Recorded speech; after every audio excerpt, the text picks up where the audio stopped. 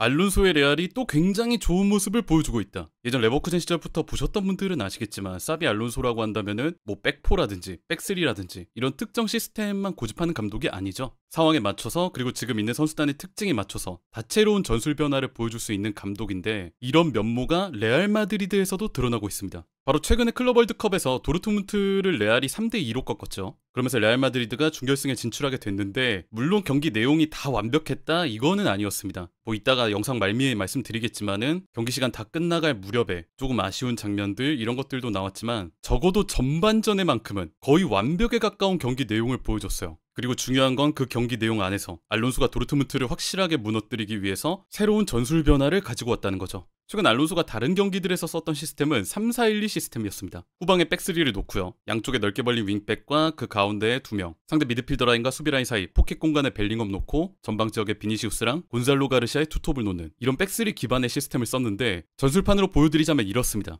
후방에 하이선, 추아메니, 리디거의 백스리, 넓게 벌린 프란 가르시아, 트렌트 알렉산더 아놀드, 그리고 가운데 퀼러와 발베르데가 투미드를 형성하고요. 그리고 전방 지역, 상대 미드필더 라인과 수비 라인 사이, 현대 축구에서 굉장히 위협적인 공간이라고 불리는 이 포켓 공간에 벨링엄을 배치합니다. 그러면서 비니시우스와 곤살로 가르시아의 투톱이 위치하죠. 이 상황에서 공격을 전개할 때는 왼쪽에 프란 가르시아, 오른쪽에 아놀드가 모두 높게 올라갑니다. 그리고 가운데 있는 벨링엄은 오른쪽 하프 스페이스 인근으로 빠져요. 전방의 비니시우스 역시 투톱이라고 해서 박스 인근에만 머무르는 게 아니라 왼쪽 하프 스페이스 인근으로 빠지죠. 그러면서 곤살로 가르시아가 가운데 공간을 채워주고 후방의 백스리, 가운데 2명, 넓게 벌린 양쪽 윙백, 하프 스페이스에 위치하는 2선, 최전방 스트라이커 이렇게 알론소판 3-2-4-1 시스템이 활용됐습니다. 이 시스템을 기반으로 놓고 가운데에 있는 퀼러가 올라가거나 발베르데가 올라가거나 아니면 하이선도 전진해서 이 왼쪽 지역에 많은 선수를 배치해 과부하를 일으키고 오른쪽에 있는 아놀드를 아이솔레이션 시키는 이런 시스템도 보여줬죠. 하지만 이번 도르트문트전은 완전히 시스템이 달랐습니다. 선수들의 선발 라인업은 똑같았어요. 나온 선수들의 면면은 똑같았는데 그 선수들의 움직임, 세부 포메이션, 그리고 각자가 맡아야 하는 롤이 이전과는 달랐습니다.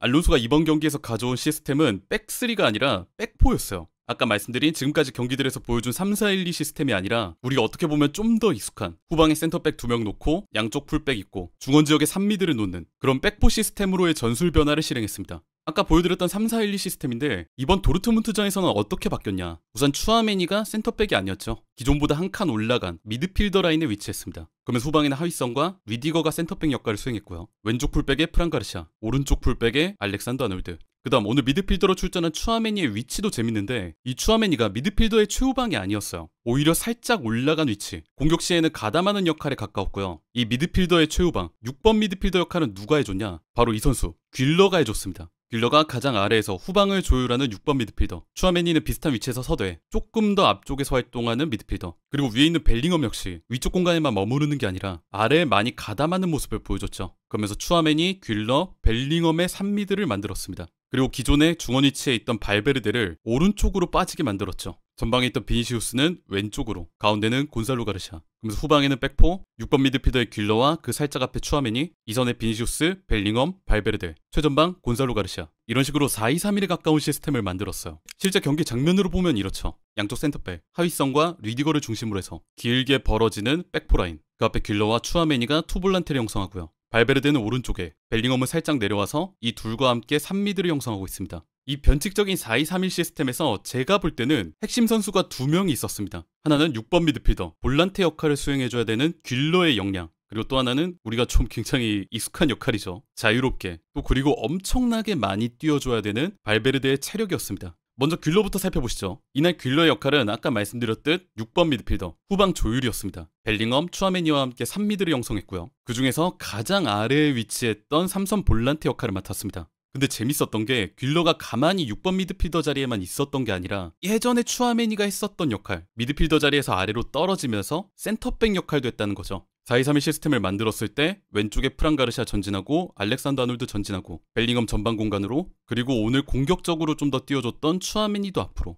그러면서 레알이 후방 라인을 올리려고 할 때 양쪽 센터백, 하위성과 리디거가 양쪽으로 벌렸습니다. 그러면서 6번 미드필더로 뛰었던 귓러가 그 센터백들의 사이 공간으로 떨어지면서 일시적인 변형 백스리를 만들어줬어요. 위에서 아래로 내려오면서 센터백 사이를 채워주는 미드필더, 우리가 소위 얘기하는 라볼피아나 형태죠. 그러면서 이 후방의 백스리를 중심으로 특히 가장 가운데 위치한 이 귓러가 방향타 역할을 하면서 레알의 전체적인 전진 방향, 공격 방향을 정해주는 역할을 맡았습니다. 실제 경기 장면으로 보면 이렇습니다. 레알의 빌드업 상황인데 프란 가르시아, 하위선, 리디거, 아놀드가 백포라인을 형성하고 있고요. 양쪽 센터백, 하위선과 리디거 사이로 귓러가 떨어지면서 일시적인 변형 백스리를 만들어줬어요. 그리고 그 가장 가운데에서 볼을 끌고 전체적인 플레이를 조율하고 있죠. 그러면서 팀의 전체적인 라인을 끌어올렸을 때는 이렇게 왼쪽으로 침투하는 프란 가르시아를 노리고 롱패스를 쏘기도 했습니다. 이게 어떻게 보면 패스 능력이 좋은 6번 미드필더가 아래로 떨어졌을 때 나올 수 있는 장면이잖아요. 귓러의 좋은 패스를 받은 프란은 그대로 라인을 부수고 침투, 박스 외곽까지 올라가서 가운데 곤살로 가르시아를 노리고 크로스까지 올렸습니다.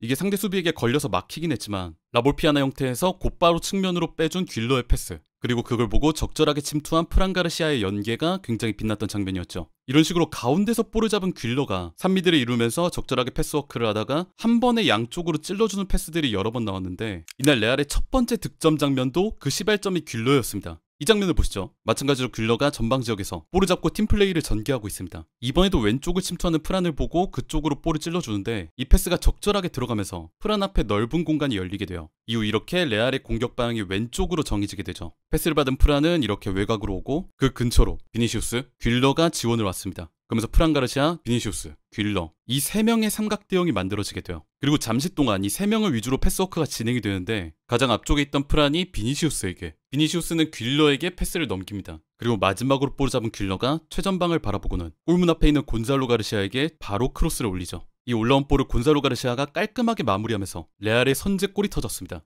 물론 이 장면 같은 경우는 빠르게 침투를 감행한 프란 가르시아, 가운데서 적절하게 득점을 해준 곤살로 가르시아, 이런 선수들의 움직임이나 득점력이 돋보이긴 했지만 필드 상황을 파악을 해서 적절하게 팀의 전진 방향을 세팅하고 마지막엔 동료들보다 뒤쪽에서 곧바로 최전방을 향해 적절한 크로스를 넣어주는 이 귓러의 플레이가 굉장히 인상적이었어요. 이런 플레이 어디서 많이 보시지 않았나요? 전진 방향을 만들어주고 플레이 상황을 조율해주고 그리고 올라간 박스 앞에서는 위력적인 플레이메이킹, 우리가 정말 좋은 6번 미드필더에게 많이 볼 수 있었던 플레이들이에요. 그래서 저는 이날 귓러의 플레이가 6번 미드필더로서의 가능성을 충분히 보여줬다고 생각합니다. 기본적으로 라볼피아나 형태에서 후방 조율도 할 줄 알았고요. 추아맨이랑 벨링엄 올라가는 동안에 자신은 비교적 뒤쪽에서 그 뒤를 받쳐주는 역할도 수행을 잘했고요. 그리고 방금 나왔던 골 장면, 기회가 났을 때 킬패스랑 크로스, 정말 좋은 6번 미드필더들이 보여주는 플레이를 이날 귓러가 보여줬다, 이렇게 보시면 될 것 같습니다. 귓러는 이렇게 잘해줬는데 또 하나 아까 언급했던 선수가 더 있었죠. 바로 발베르데였습니다. 이날 발베르데의 역할은 자유롭게 본인이 잘하는 거 있죠, 많이 뛰는 거였습니다. 기본적으로는 4-2-3-1 시스템에서 오른쪽에 위치를 했고요. 근데 오른쪽에 있다고 해서 오른쪽 윙어의 역할만 수행을 했냐? 이게 아니었습니다. 상황에 따라서는 가운데로 위치할 때도 있었고 심지어 왼쪽 가까운 지역으로 공격 가담을 갈 때도 있었어요.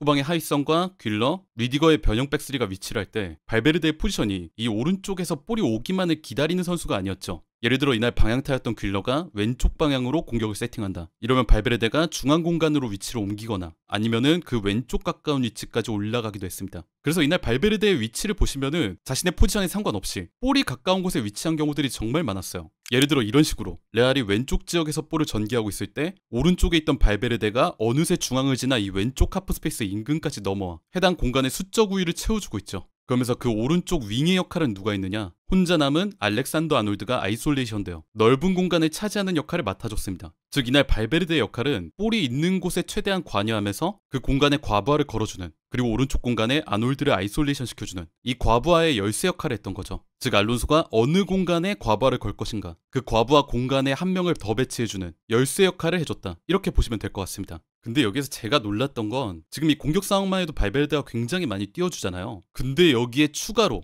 심지어 수비 시엔 최후방으로 내려와서 백파이브 역할까지 해줬다. 이게 진짜 놀라웠습니다. 분명 아까 말씀드렸던 것처럼 전방 지역 오른쪽, 왼쪽, 중앙 왔다 갔다 하면서 공간에 과부하 걸어주는 열쇠 역할을 했잖아요. 근데 팀 수비 시에는 백파이브로 내려와서 가장 뒤쪽 수비 역할까지 해줬다는 겁니다. 알론소는 이날 4-2-3-1을 베이스로 한 라볼피아나 시스템을 쓰다가도 수비 시에는 양쪽 센터백 모두 내려오고 사이드백들도 모두 내려오고 수비 라인 형성하고 비교적 앞쪽에 비니시우스, 곤살로 가르시아를 놔두는 이런 수비 진영을 구축했는데 문제는 이 발베르데가 수비 시에 비교적 앞쪽으로 떨어진 게 아니었죠. 이 아놀드랑 동일한 위치 최후방까지 떨어졌습니다. 그러면서 백파이브, 프란 가르시아, 하위선, 리디거, 알렉산더 아놀드, 발베르데의 백파이브가 만들어졌어요. 이 장면을 보시죠. 도르트문트가 공격을 진행하고 있는데 레알이 백파이브 수비 진영을 구축하고 있습니다. 프란 가르시아, 하이선, 리디거, 아놀드의 백포 라인이 그대로 있고요. 여기에 추가로 누가 있느냐? 분명 전방 지역에 있었던 발베르데가 어느새 여기까지 내려와서 최후방 백파이브의 일원이 되어 있습니다. 그러면서 이렇게 도르트문트가 볼을 끌고 올라오면 수비진과 합을 맞춰서 마치 윙백이나 풀백처럼 가장 오른쪽 수비를 맡아줬죠. 제가 진짜 놀랐던 게 뭐냐면은 아까 보여드렸던 공격대 발베르데가 위치하는 공간들이 굉장히 넓었잖아요. 오른쪽 윙으로도 갔다가 하프스페이스 갔다가 중앙 갔다가 볼이 왼쪽에서 돌면은 왼쪽 하프스페이스 갔다가 아니면은 박스 안으로 침투하다가 이렇게 전 공간을 뛰어다니다가도 상대가 공격을 하려고 그러면은 최후방으로 내려와서 백파이브의 일원이 됐다. 이 커버 공간은